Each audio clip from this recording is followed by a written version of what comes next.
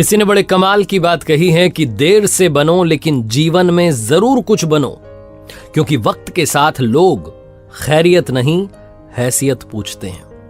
नमस्ते दोस्तों, मैं हूं आरजे कार्तिक। एक व्यापारी व्यापार करने के लिए एक शहर से दूसरे शहर जाता था। बीच में रेगिस्तान का कुछ इलाका पड़ता था।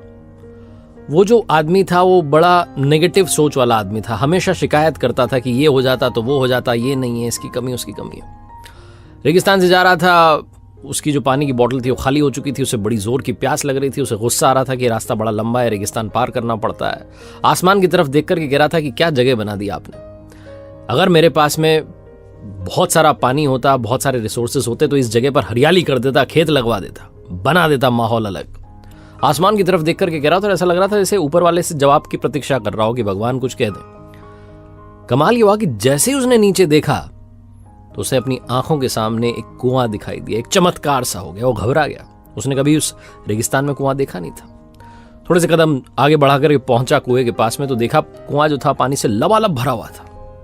लेकिन शिकायती आदमी था, नेगेटिव सोच थी। फिर से आसमान की तरफ देखा और कहने लगा, अरे भगवान, पानी से भरा हुआ कुआं तो दे दिया लबालब, लेकिन पानी निकालूंगा कैसे? और ऐसा बोलकर के फिर से ऊपर देख रहा था। लेकिन अब की बार जब नीचे देखा तो फिर से चमत्कार हुआ। जैसे कुएं के पास में रस्सी और बाल्टी दिखाई दी। लेकिन शिकायती आदमी था, नेगेटिव सोचता था। फिर से ऊपर देखा और बोला, अच्छा, लेकिन इस पानी को ले जाऊंगा कैसे? कैसे यहां पर हरियाली लाऊंगा? फिर से ऊपर देख रहा था। अब की बार ऐसा लगा जैसे इसे पीछे किसी ने आकर के टच किया। पीछे पलट के देखा तो ऊंट खड़ा हुआ था। इसका दिमाग खराब हो गया। ऐसे लगा कि अरे तो सच में होने लगा। अब मुझे सच में यहां जिम्मेदारी लेनी पड़ जाएगी। बातों बातों में कह तो दिया। कुआं भी मिल गया पानी से भरा हुआ, रस्सी भी मिल गई, बाल्टी भी मिल गई, ऊंट भी मिल गया, सब मिल गया। ये तो पंगा होने वाला है। बिना देरी के तेज तेज दौड़ने लगा कि यहां से निकल लो, ये तो मैंने कुछ गलत कर दिया, पता नहीं क्या बोल दिया।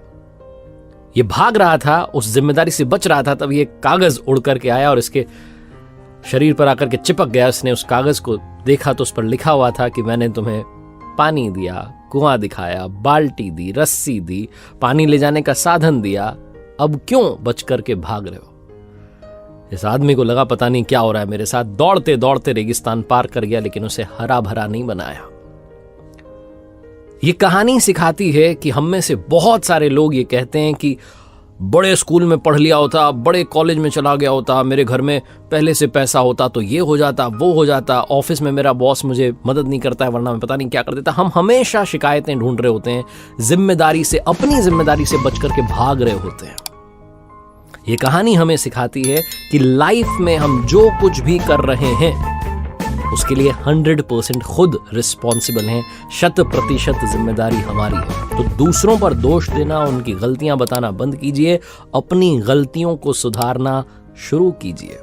एक बार फिर से वही बात जो अक्सर आपसे कहता हूं, ऊपर वाले का आशीर्वाद, अपनी मेहनत और अपनों के प्यार के साथ कर दिखाओ कुछ जैसा कि दुनिया करना चाहे आपके जैसा। देखते